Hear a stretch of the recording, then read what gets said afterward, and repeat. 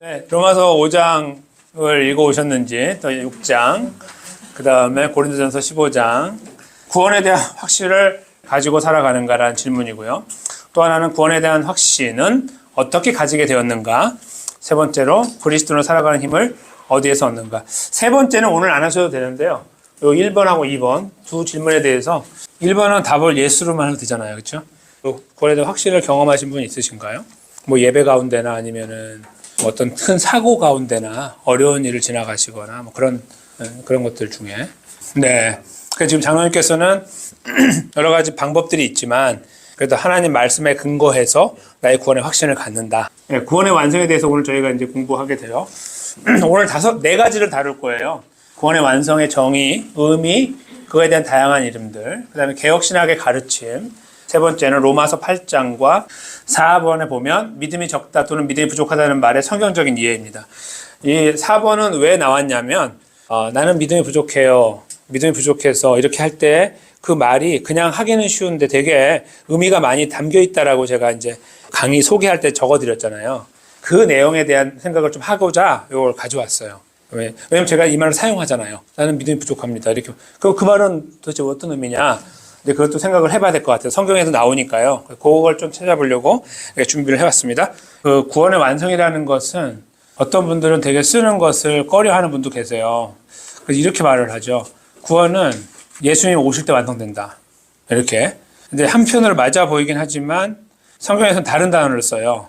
혼동이 앞에. 영어로 consummation이라는 단어가 있어요. accomplishment라는 단어하고 다른 단어인데요. consummation은 이렇게 랩업이라는 단어 아시죠? 이렇게 마지막에 감싸버리는 거예요. 이렇게. 오늘 저기 친교하고 나서 친교 테이블이 2개가 있는데 테이블 커버가 이렇게 있잖아요. 근데 커버를 저희가 버릴 때 어떻게 하죠? 그냥 다 싸잖아요. 이렇게. 그거를 컨수메이션이라고 그래요. 싸는 걸. 한꺼번에 싸가지고 딱 정리하는 거. 그러니까 끝난 거하고 다른 거예요.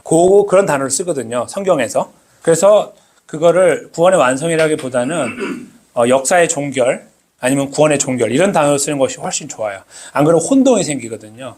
그래서 완성이라는 단어를 되게 꺼려하는 분들이 계신다는 거 먼저 말씀드려요. 근데 성경은 그것을 우리에게 분명하게 말씀하고 있다. 딱 한 번만 필요했고 단 한 번에 이루어진 거예요.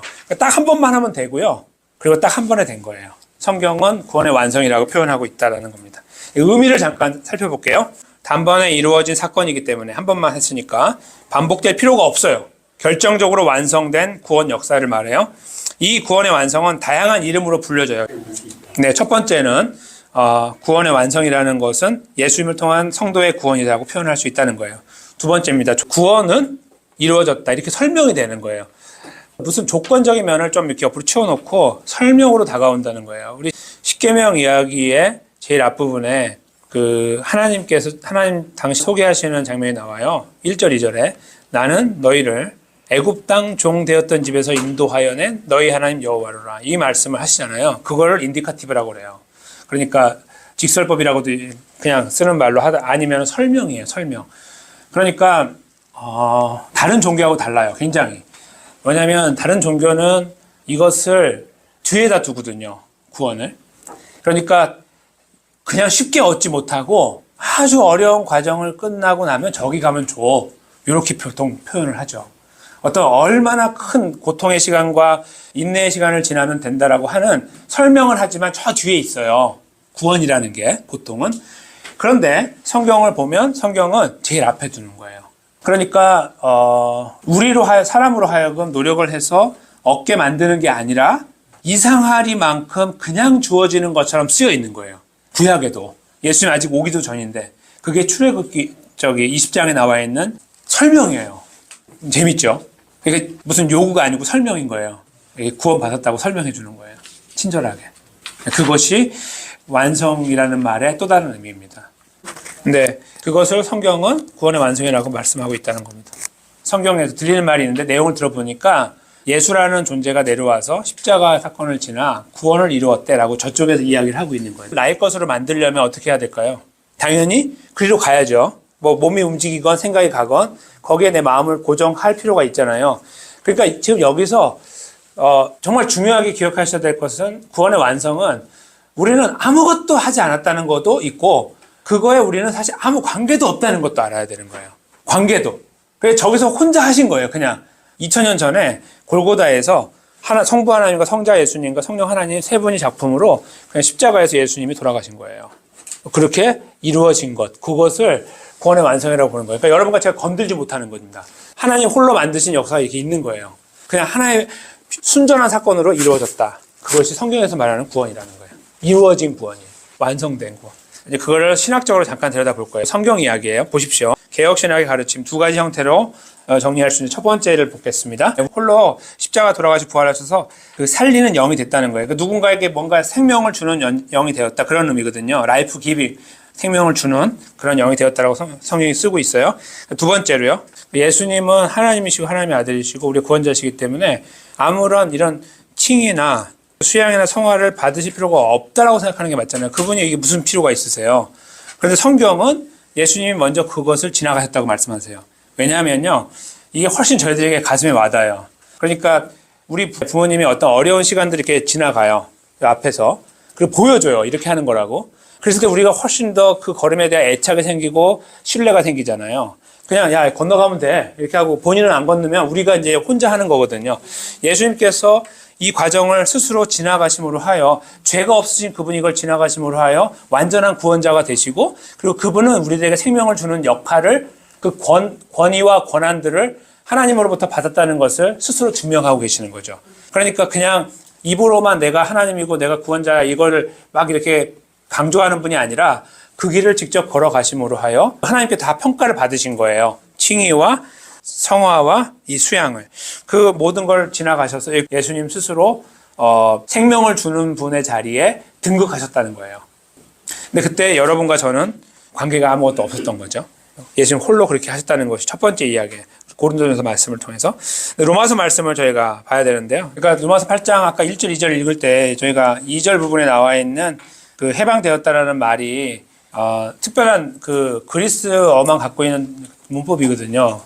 영어에도 없고 한국에도 없어 이런 말은. 근데 그 완전히 한 번 딱 이루어져서 변하지 않는 것을 말할 때 써요. 그 말은. 그러니까 변하는 거는 이렇게 안 쓴다고요. 근데 여기에 특별히 성경은 이런 것들이 중요하잖아요.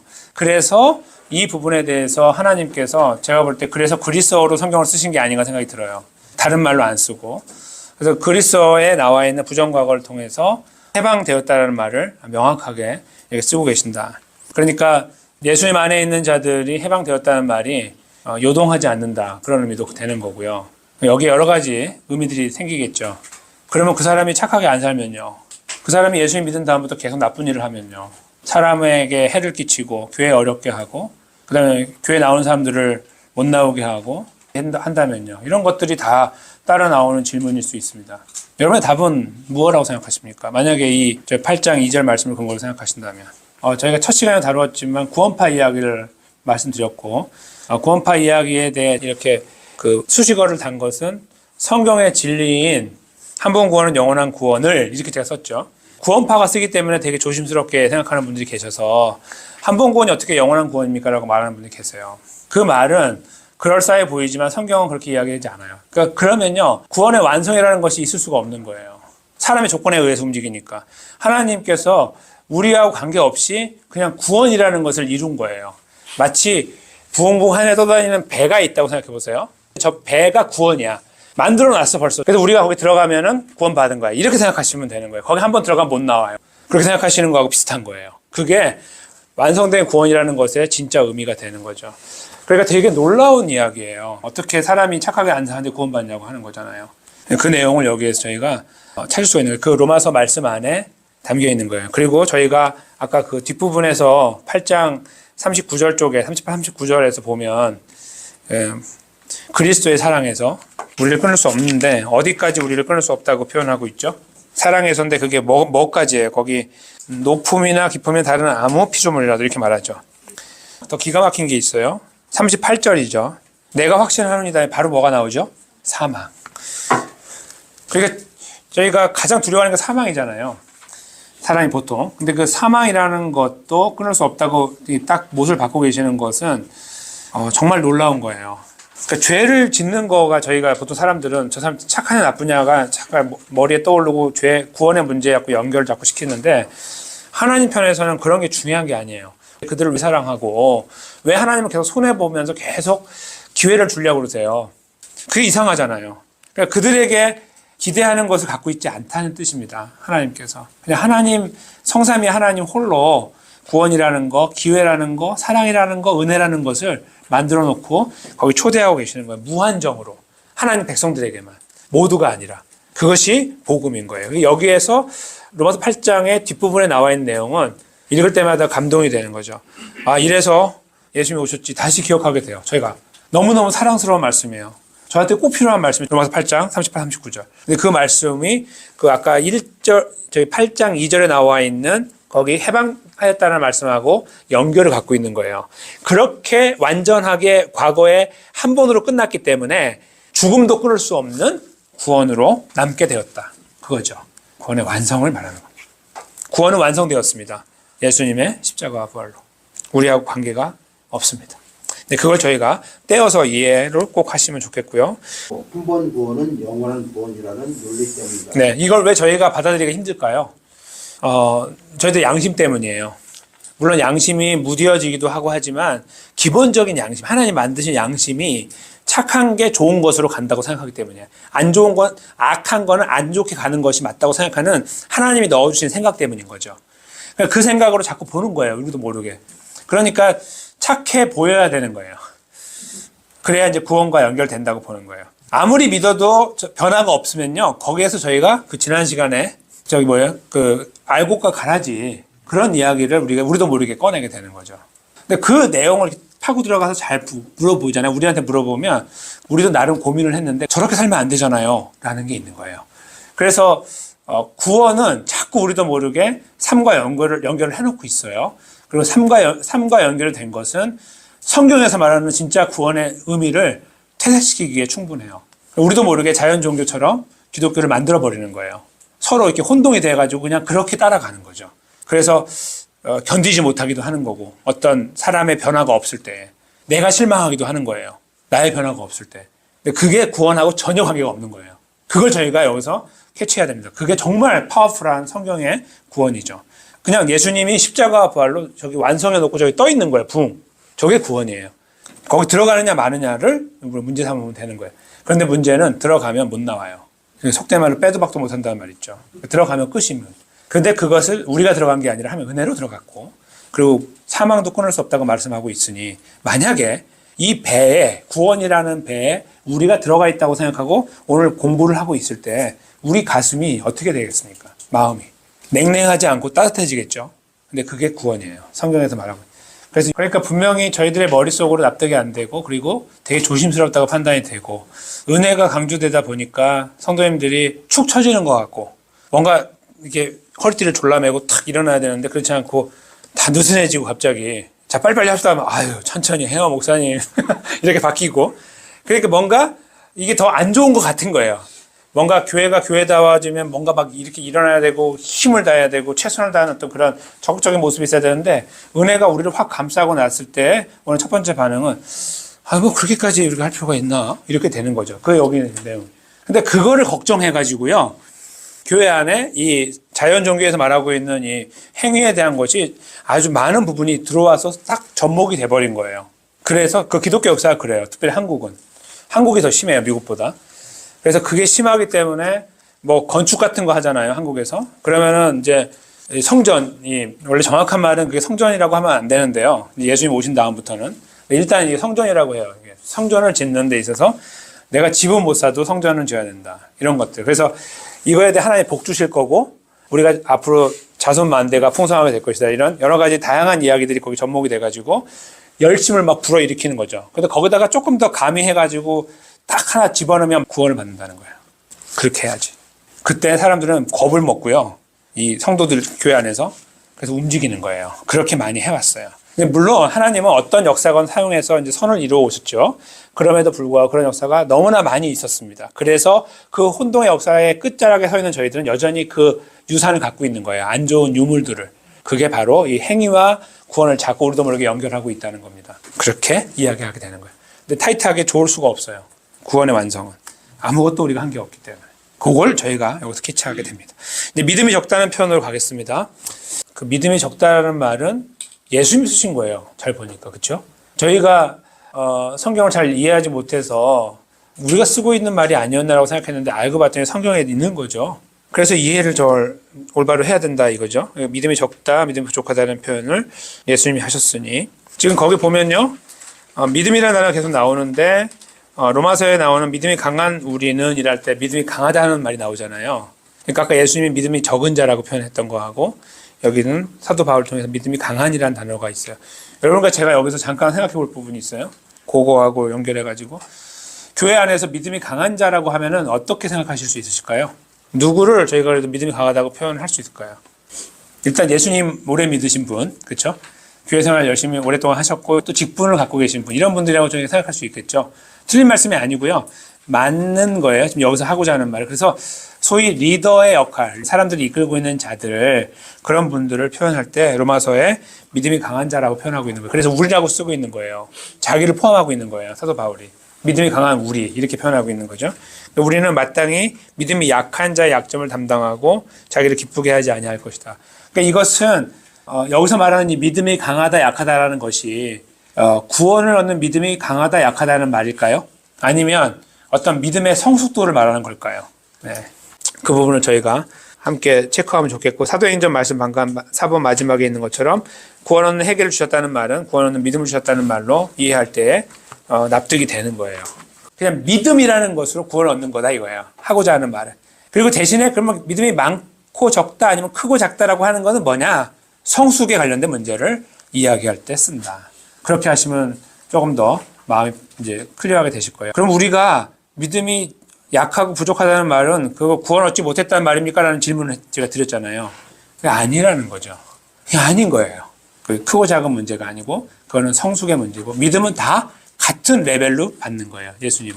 그러니까 예수님 믿는데 어떤 분들은 감격이 많을 수 있고 눈물이 있을 수 있잖아요. 어떤 분은 너무 아무렇지도 않게 그냥 이렇게 받을 수 있죠. 그런 차이는 있을 수 있으나 믿음이라는 퀄리티 그 부분은 똑같은 거죠. 그렇게 봐야 돼요. 그래야 우리가 교만하지 않게 되는 거예요. 나는 그래도 좀 성경을 알아서 예수님 딱 만났더니 막 모든 것이 다 연결되면서 막 내 인생이 바뀌고 막 했어요. 물론 그럴 수 있죠. 그러나 그런 고백보다는 하나님이 나에게 은혜 주셨습니다. 이런 심플한 고백이 낫다는 거예요. 다 똑같은 믿음으로 구원받는 거니까. 야고보는 행함을 이야기한다고 표현하고요. 로마서는 그냥 믿음만 말한다고 생각하는 거예요. 그냥 믿음만 있으면 어떻게 구원을 얻느냐. 여기 야고보에 보면은 행함이 없는 믿음은 죽은 믿음이라는 표현들이 있기 때문에 이거 봐 이거 틀리잖아 이렇게 말하는 거예요. 여기 2장 14절에 사람이 믿음이 있느라 하고 행함이 없으면 무슨 이익이 있으죠? 그 믿음이 능히 자기를 구원하겠느냐. 그러니까 행함이 동반되다는 표현이 분명히 나오잖아요. 그렇죠? 근데 거기 보세요. 믿음과 행함의 관계인데 그 믿음은 구원 얻는 믿음이냐 아니면 성장하는 믿음이냐 질문을 하게 된다 이거예요. 여기서 조금 가닥이 잡히셔야 돼요. 무슨 말씀이냐면 지금 야고보를 통해 쓰고 있는 믿음이라는 단어는 이 사람이 그 주를 믿는 믿음 안에 자라나는 성숙하고 있느냐 없느냐에 대한 이야기로 쓰고 있다 이거예요. 야고보서 전체를 보면 그런 이야기예요. 전반적으로. 교회 안에서 예수 믿는데 하지만 행위가 막 사람들을 상처를 주고 힘들게 하고 막 그런 일만 계속 해요. 그러면 누구도 그 사람을 보면서 예수 믿는다고 여기지 않을 거예요. 그렇죠? 심지어 가라지라고 말할 수도 있어요. 그러나 그 사람이 그 예수님 믿는 믿음, 분명한 믿음을 갖고 있다고 하면은 지금 그 사람의 문제는 예수님 믿는 믿음의 문제가 아니고요. 성장의 믿음의 문제가 있는 거예요. 성숙이 안 되는 어린 아이 같은 자리에 있는 그것이 문제인 거예요. 구원을 얻고 안 얻고의 문제가 아닌 거예요. 근데 우리는 자꾸 그것을 이렇게 두 가지를 함께 가는 거예요. 두리뭉실하게. 왜냐하면 그게 그렇게 우리가 들어왔고 훈련 받아왔어요. 그러니까 그렇게 하는 것이 당연하게 여겨지는 거예요. 그러나 그거 굉장히 조심스러운 거죠. 그렇게 이야기하면 우리도 거기에 저촉될 수 있는 거예요. 우리도. 그래서 스스로 자기가 덫에 걸려들 수 있기 때문에 정말 조심해서 읽어야 돼요. 여기 병든 자가 구원 얻는 거니까 병든 자가 낫는 걸로 그 단어는 구원이지만 문맥에서 그런 의미를 갖고 있다는 것도 이해를 하면 성경에서 우리가 읽는 구원이라는 단어가 대부분은 그 구원이지만 우리가 알고 있는 그 죄와 사망에서의 구원이지만 상황에 따라서 그 의미가 어떤 구체적인 어떤 어려운 일들 그걸로부터 벗어나는 것도 그 단어를 쓰고 있다는 것을 기억해 둘 필요가 있습니다. 구원의 완성에 대한 문제조차도 구원의 완성이라는 배를 띄워놓고 계셔서 우리는 아무것도 한 것이 없고 부르시면 들어가되 다시는 나오지 못한다는 어떤 이런 원리를 하나에 만들어 놓고 그걸 완성이라고 불러놓고 계시는데 우리의 생각 속에서는 행위가 가미가 되고 그다음 믿음이라는 것이 가미가 돼서 우리가 저 안에 들어가 있다는 거에 대한 확신을 자꾸 상실하게 되는 경우를 만난다는 거예요. 어떤 나 스스로가 상대방을 그렇게 평가할 수도 있고요. 당신 구원받은 거 아니야. 이렇게 하기도 하고 반대로 내가 이래서 구원받았나? 라는 생각으로 이어지게 된다 이거죠. 근데 여기 오늘 구원의 완성이라는 이 안에서는 그런 게 중요하지가 않고 필요도 없다라는 것을 강하게 이야기해야 된다는 거예요. 저 구원은 그냥 저기 있어요. 그냥 내가 하지 않았어요. 다음 시간에 이제 거기 들어가는 이야기를 하는 거예요. 오늘은 여기 떠 있는 구원이 이렇게 있는데 우리가 거기 들어가는데 믿음도 있어야 되고 행위도 있어야 되고 뭔가 착해야 되고 바뀌어야 되고 뭔가 이런 것들을 아무리 이야기해도 소용없이 저 사건은 저게 완전하게 딱 이렇게 이루어졌다는 거예요. 그게 구원의 완성이라는 거예요. 그리고 우리는 이제 거기에 여기 계신 분들이 하나님 은혜로 거기에 들어가게 된 거죠. 우리 들어가는 과정에 대한 또 생각을 하겠지만 제가 지금 노력하고 있는 게 뭐냐면요. 구원의 완성이라는 것과 구원의 적용을 반드시 나눠야 돼요. 합하면 큰일 나요. 예수님이 하셨지 우리가 거기 아무것도 하지 않았다는 것을 제가 강조해드린 것은 바로 이것을 염두에 두고 한 거예요. 구원하는 믿음, 성장하는 믿음에 대한 개념을 그 아이디어를 정확하게 갖고 계셔야 된다는 것이고 성장하는 믿음에 대해서는 우리가 말할 수 있어요. 지금 여기서 saving faith하고 growing faith는 다르기 때문에 그 부분을 저희가 분명히 할 필요가 있음을 그 완성된 구원에 대한 이야기와 더불어 이 부분도 함께 가지고 가면 좋겠다 생각이 들어요. 제가 여기 결론에 보시면은 구원의 완성은 이루어졌고요. 종결이라는 단어하고 다르다고 말씀드렸고 완성은 이루어졌어요. 구원은 끝났어요. 십자가와 부활을 통해서. 그것을 우리가 명확하게 할 필요가 있음을 기억하고 그리고 그것을 우리가 그리를 향해 가는 필요한 믿음은 구원 얻는 믿음이냐 아니면 성장하는 믿음이냐로 잘 분별해가지고 이야기를 해야 된다. 왜냐하면 우리가 이 완성된 구원 이야기할 때 우리도 모르게 행위가 저 구원에 우리를 이르게 한다고 이야기할 수 있기 때문이고 우리도 모르게 믿음을 이야기하는 때조차도 성장하는 믿음인데 그러니까 자라나야 되는 믿음을 놓고서 당신 구원받지 않았어라고 평가하는 잘못을 범할 수가 있다. 구원의 역사를 바라볼 때 그 완전함을 바라볼 때 우리가 마주하게 된 상황 하나님의 위대하심, 진실하심, 성실하심, 강하심 또 뭘 쓸 수 있을까요? 우리가 이 이야기를 통해서 우리 안에서 이렇게 생기는 감정들과 감사한 표현들을 쓰시라고 이렇게 괄호를 만들어 드린 거예요.